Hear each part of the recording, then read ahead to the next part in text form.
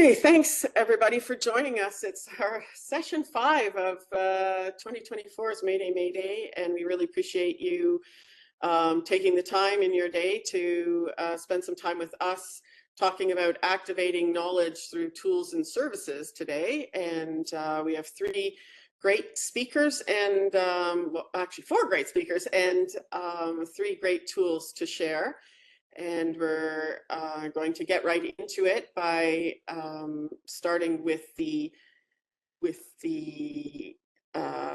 new tool to assess job-based risk of psychological harm from PSHSA, which is called the Occupational Psychological Risk Assessment Tool. And we have Maddie Stratis and Kim Fossum from PSHSA here to join us. So I'm going to stop sharing the screen and then they'll take over and start the presentation. And then we'll hear from Chris Arsenault about the new workplace violence and education sector. And then Daryl Stevenson, our ergonomist, will talk about Job Assess, which is our new job demands analysis tool.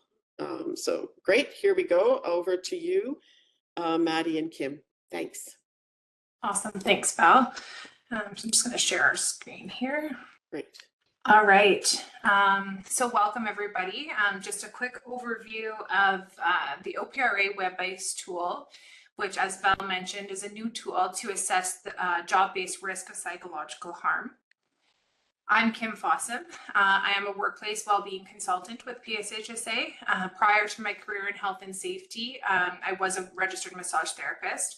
And then my focus kind of blended traditional health and safety, mental health, and psychological health and safety, which has led to my passion for workplace well-being. So that's my little intro, and I'll hand it over to Maddie, my coworker, to introduce herself. Hey everyone, my name's Maddie. I am also a health and safety consultant with PSHSA, as well as an ergonomist and kinesiologist. And I really have a lot of variety of experience. I've seen kind of all aspects of like return to work, from injury treatment to prevention and to working in hospitals, and specifically a mental health hospital out here in Ottawa where I live. And over the last 7 or 8 months, I've been really focused on the development of this tool that Kim's about to introduce you all to. And as a result of my heavy involvement, I won't be a key presenter today, but I'm definitely here just to answer any kind of nitty-gritty questions that anyone might have after Kim presents it. And back over to Kim. Awesome, thanks, Maddie. So just a quick to go over our session objectives today. So briefly, we're going to review the psychological health and safety standard. We're going to review the mental health continuum and job-based psychological harm. We're also going to learn a bit about job factors and how they can impact worker mental health. We'll explore the new tool to assess and control the risk of psychological harm on the job. And we're also going to take a peek at JHSC roles within a psychosocial context. So you're going to leave this session with a new tool and resource to reduce psychological harm and support worker well-being in the workplace. Just a couple of thought-provoking questions to kick things off that you can kind of think about throughout the presentation, starting with how would you rate your organization's psychological health and safety program?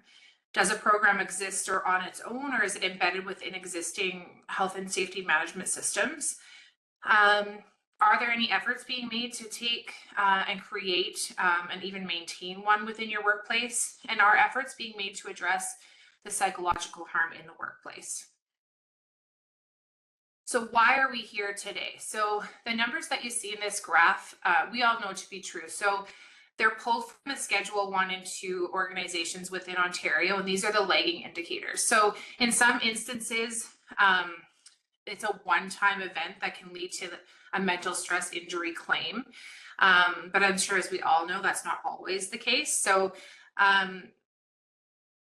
cumulative effects of stress and trauma, workload, team dynamics, things like that can layer one upon another and lead to mental stress injury claims. So noting that this is not simply related to PTSD, but it also includes depression, anxiety, and other mental illnesses and injuries. So in 2023, it has proven to be a record high for mental stress injury claims as of 2024. So there's obviously a growing need to support worker mental health and psychological safety, health and safety in the workplace. So as we all know, we all have a role to play, and who you are in that traditional role in health and safety translates over to psychological health and safety. So we are all empowered to identify these driving factors behind staff experience and create that psychologically healthy and safe workplace. So if you see yourself on this short list, take a minute to kind of think about what your role is in creating and maintaining that psychologically healthy and safe workplace. So if you're an employer, for example, do you know which hazards exist in your workplace and for specific jobs and occupations, or do you incorporate psychological harm in your existing policies and procedures? If maybe you're a JHSC member, do you know which job factors impact psychological harm, and do you know how to assess psychological harm within the workplace? So when we're talking about workplace psychological health and safety in the CSA Z1003, the standard, the national standard, it's a reminder for us all that, ask yourself, what does psychological health and safety mean? It's often confused with mental health or well-being, and those are definitely components that make up a healthy workforce. But if we really hone in on that work environment, the culture, the manner in which decisions are made, or even management practices and working conditions and work demands, it's these components that, if you harness them optimally for the type of work, those are what creates that psychologically healthy and safe workplace. So good mental health is simply just the desired outcome. So the standard itself, and knowing where to start at that organizational level. So many of us are familiar, or may be familiar, with the 13 psychosocial factors plus the 2 healthcare. These psychological factors, or organizational factors, are elements of that really impact the employee's psychological response to work and work conditions. So these factors are identified in the standard, and they include the way that work is carried out. So things like deadlines, workload, work method, and the context in which work occurs. So that includes those relationships and those interactions with managers and supervisors, colleagues and coworkers, clients and customers, things like that. So a work environment where coworkers and supervisors are supportive of employees' psychological and mental health concerns, and they respond appropriately as needed. So next we'll look at an integrated approach. So PSHSA's psychological health and safety program is built on a framework with program components organized into 3 primary categories that you can see here. So prevention, intervention, and recovery. And without getting too much into detail of what falls under each category, this guide, the Workplace Psychological Health and Safety Guide to Worker Wellbeing, is actually downloadable on PSHSA's website. So you could feel free to download that and take a deeper dive into what this integrated approach actually looks like. But most workplaces will have some elements of each of these already in place. So much of what we see in the public sector are components of intervention. So for example, we know that many workplaces have an established EFAP program, or availability to community supports, for example, or some even have that, they provide that level of awareness training for mental health in the workplace, and that would actually be a component of prevention. So from a health and safety lens, the focus, like any other hazard, should be on prevention of psychological harm. So this includes an understanding of the workplace risk by completing that organizational psychosocial risk assessment, or even a job-specific occupational psychological risk assessment.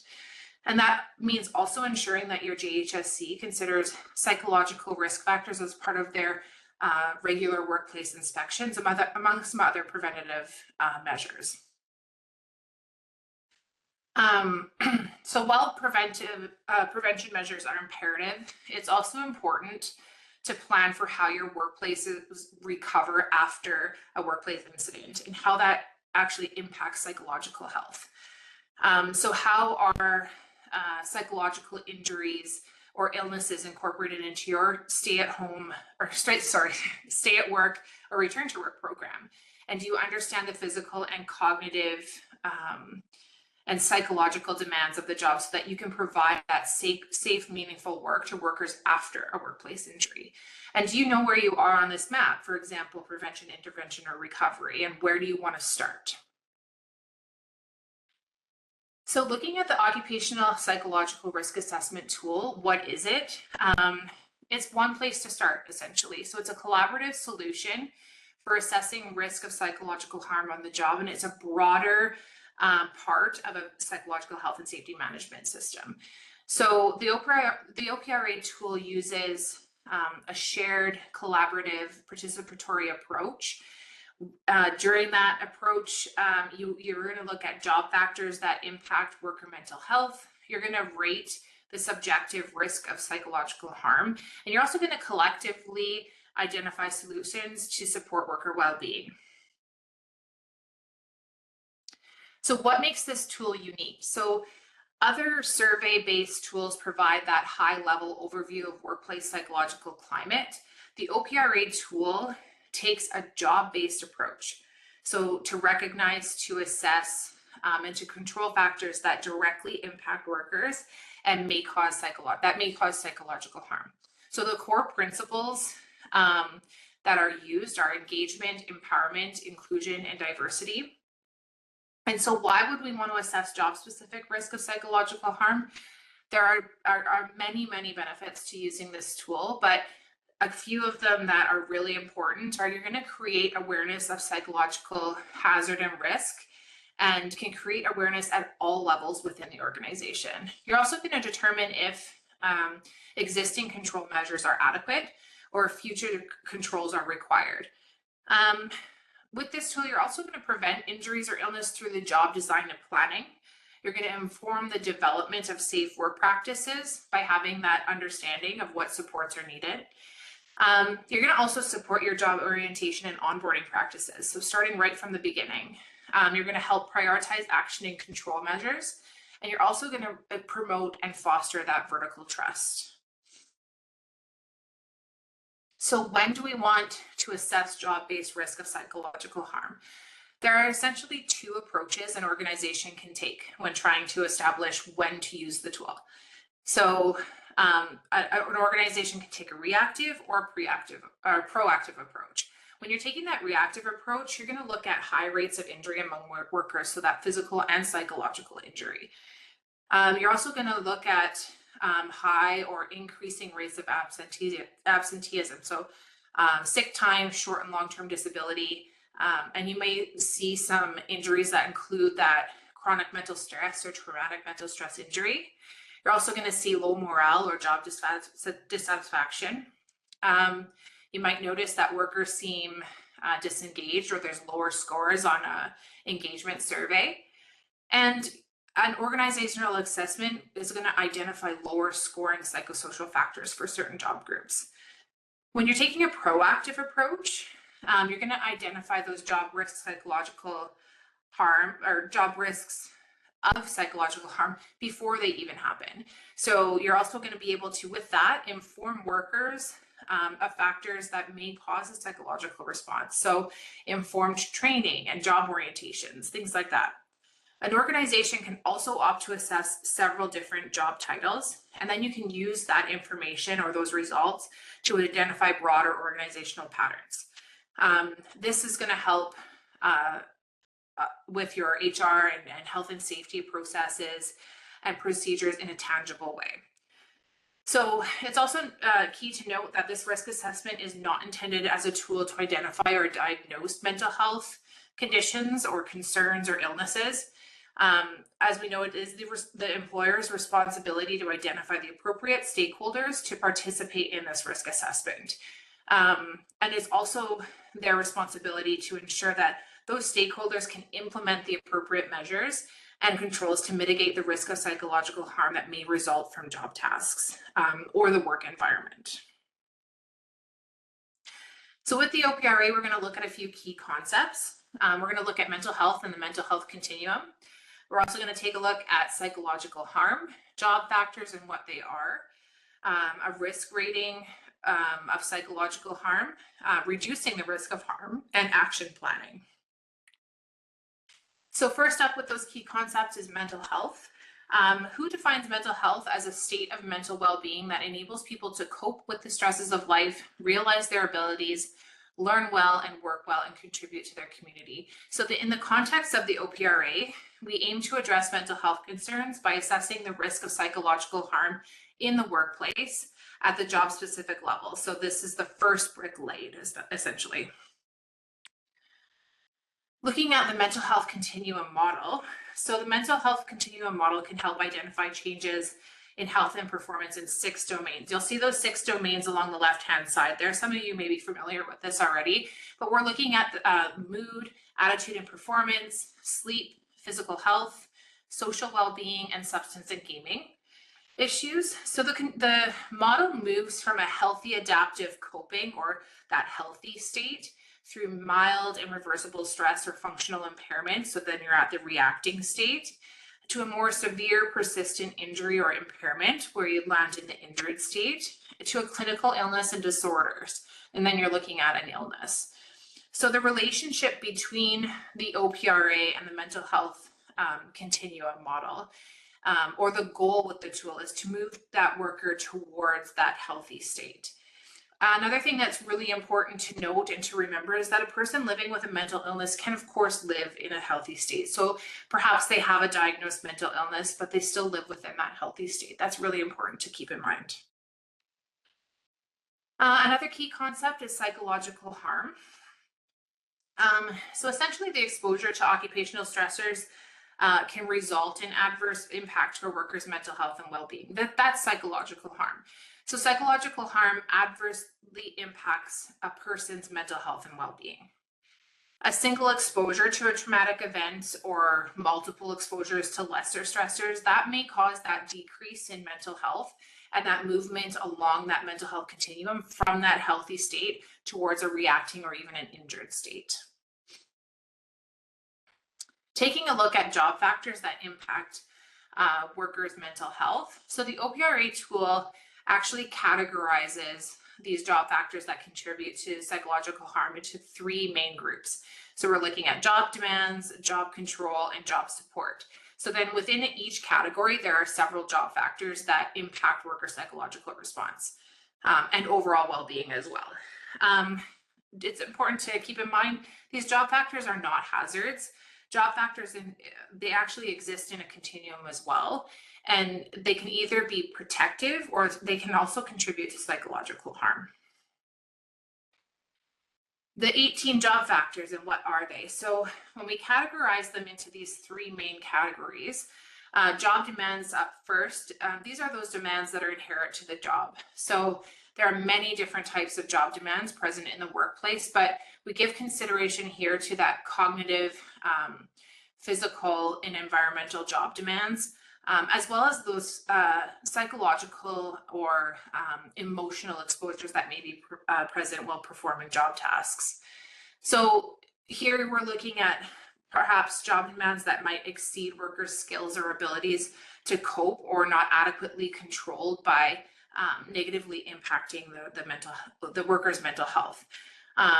Specifically, some job factors here might include things like working time, workload, effort reward imbalance, cognitive and physical demands, or even working alone in isolation or remote work, things like that.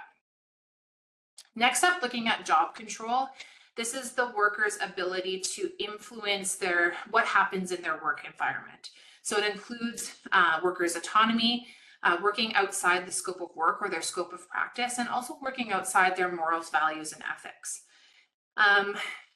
Job control may include control over a worker's job tasks or the pace of their work. It might even be the physical movement in the work environment itself, or the control over the social and technical aspects of their work. It also means sometimes that freedom from supervision. So job control has been closely linked to job satisfaction. So commitment, involvement, performance, and motivation, all of those things. When you're increasing job control, it's been shown to help decrease symptoms correlated with that occupational burnout, and it actually increases psychological health and safety. So working with job support, this is another one of those three categories. These are the supports that are provided to the worker to enable them to adequately perform their job tasks on a day-to-day basis. So they are those employer supports, the supervisor supports, and also those coworker supports. So they refer to those practical tools, materials, and equipment required to perform those job tasks, and even the emotional support to enhance the worker's ability to navigate through the work environment.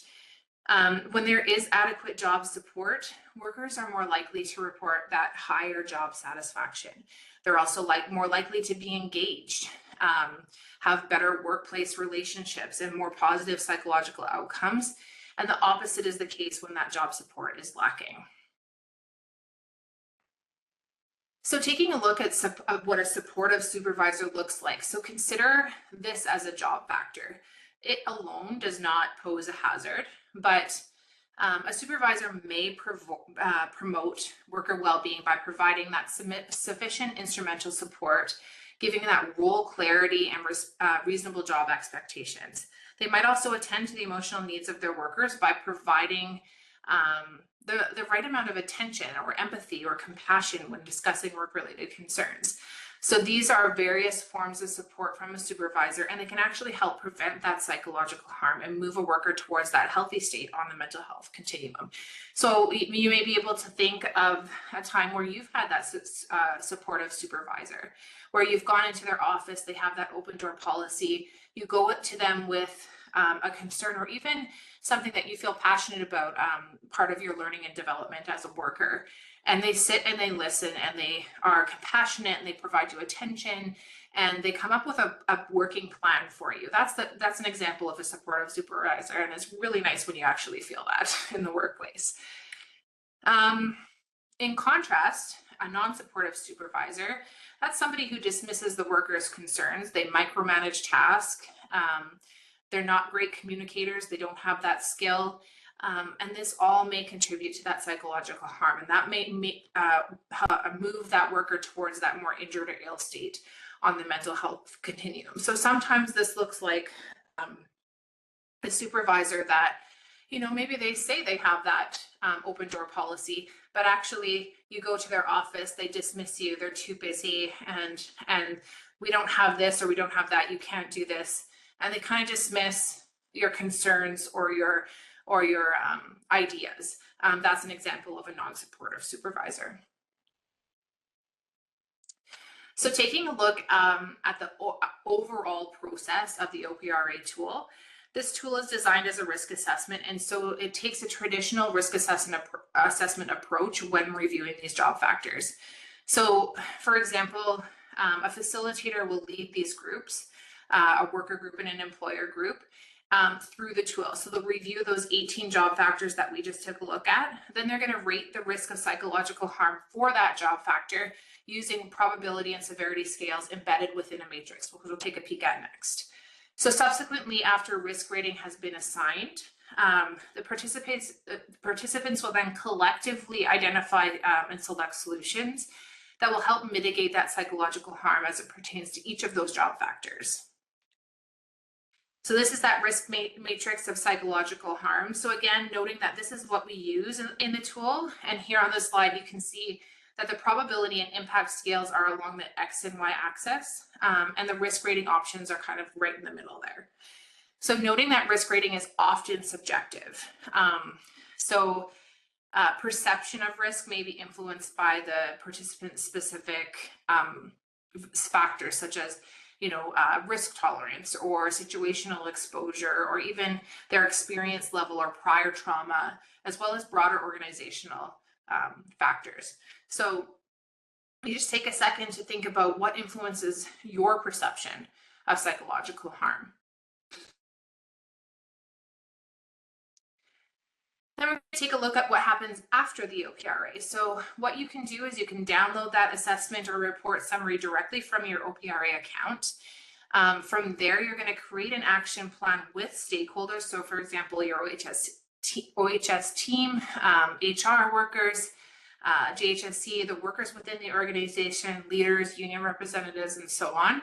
And you're going to complete that action plan, and you can do that directly within the e-tool itself. So during that action planning, each potential solution should be considered and prioritized based on the associated risks. So the risk assessment matrix determines the priority, and then solutions for high or moderate risks should be implemented right away or immediately. And that's decided by the organization and those stakeholders themselves. After that, and finally, you're going to review the effectiveness. So it's really important to evaluate the effectiveness of these solutions at regular scheduled intervals. So the workplace should establish a program to monitor and review the risk assessment process, the risk evaluation, and risk solutions and controls to ensure that that continuous improvement is happening, to know whether these solutions are actually having that positive impact in our workplace. Just a little quick chat about those untapped resources. So the JHSC members, the OHSA defines the powers of the committee and the general hazard recognition and control within the Act. JHSC members may be familiar with the job being assessed, so it's really important to include them as a stakeholder in this process. They may have even performed the job themselves or been involved in inspections related to the job or the work environment in the past. They've also got that health and safety knowledge, and it's a great combination and resource to include within the OPRA process. The members are also really typically trusted by employees, so that links them to from the worker to the employer. They typically can engage in dialogue with workers and make them feel comfortable sharing those experiences. So it's really important to have that level in this process.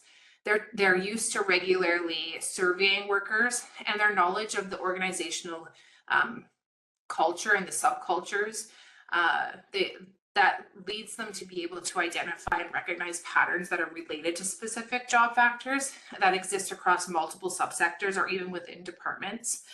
And they can also assist with that creating of that action plan or making recommendations. That's something they do on a regular basis and are quite used to that process. So again, it's really important. They play a key part in this process. So the OPRA is actually available for free in 2024 for public access through a simple sign up and email verification. So there's available e-learning modules and series embedded right within the tool. We highly recommend that you do those e-learning modules prior to facilitating using the tool for anybody that's going to facilitate this tool. Again, if your comfort level isn't there, or the skills within your organization aren't quite there, PSHSA consultants are here. We're available to facilitate the OPRA tool and provide the service for you. So you can contact PSHSA for more information for the offered service at any time.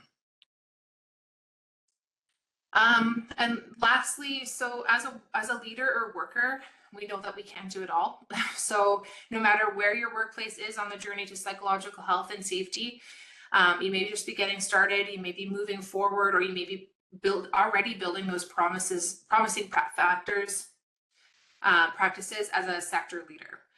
So don't be afraid to seek support with the OPRA or beyond the OPRA. So experts within PSHSA can help you with things like training, risk assessments, including the OPRA, OSIR, policy and procedure development, psychological health and safety audits, program building, job demand description updates, and cognitive demand analysis as well. So that sums up our presentation on the new tool. Thank you for listening in. And if anybody has any questions, feel free to ask.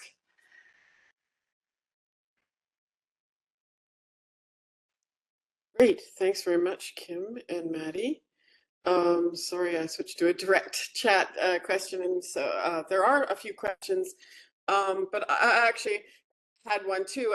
So the identification of the issues before you get to the probability and severity, like, I guess, have you considered using a survey tool, which of course we advocate for one that we've used in many workplaces, which is our stress assess survey, but there are others out there where you're getting anonymous feedback from a wide group of people, because I'm not really sure.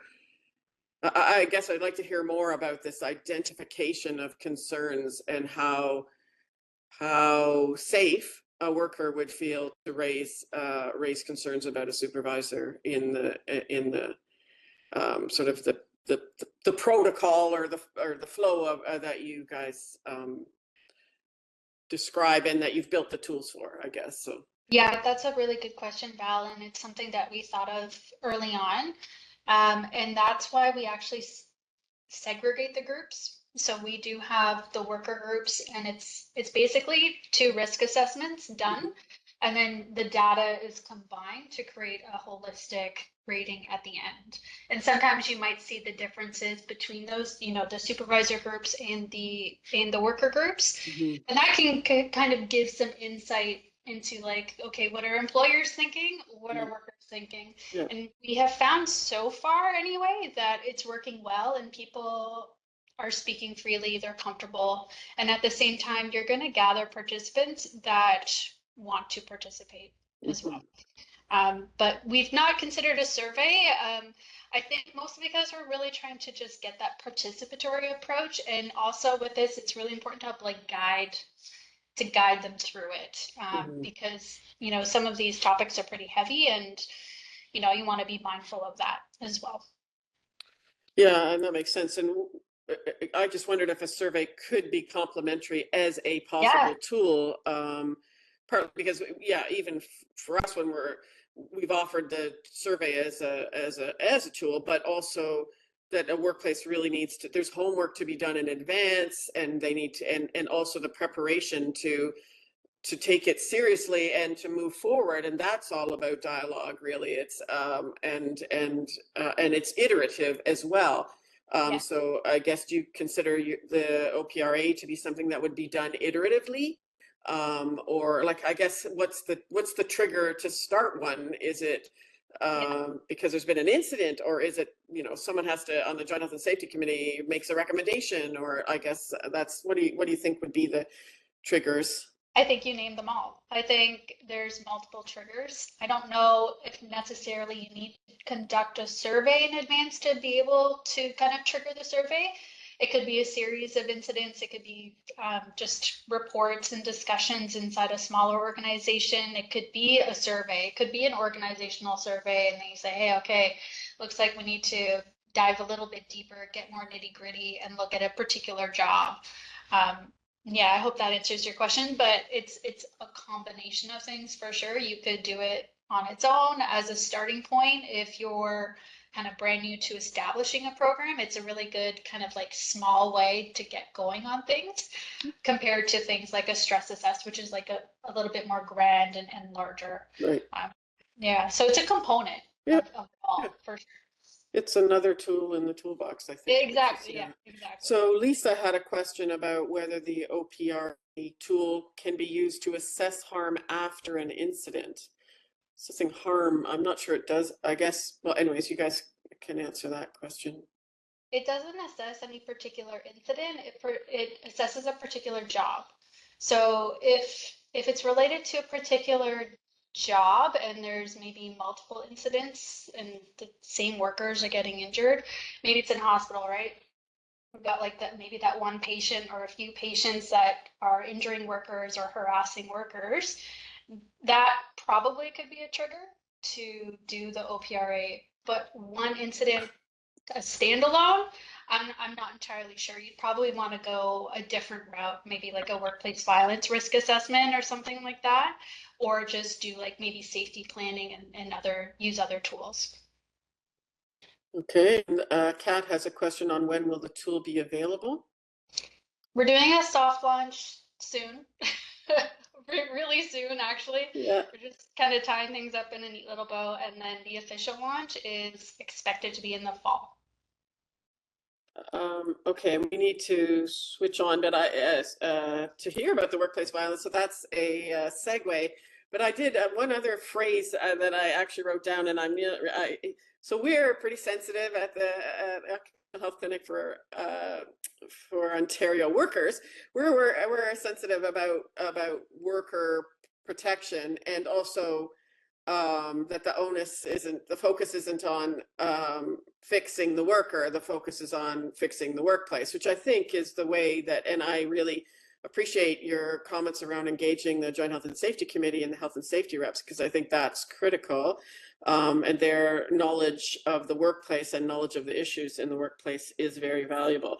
But I wondered about the phrase that you used about moving the worker towards the healthy, that seemed a little bit to sound like fix the worker.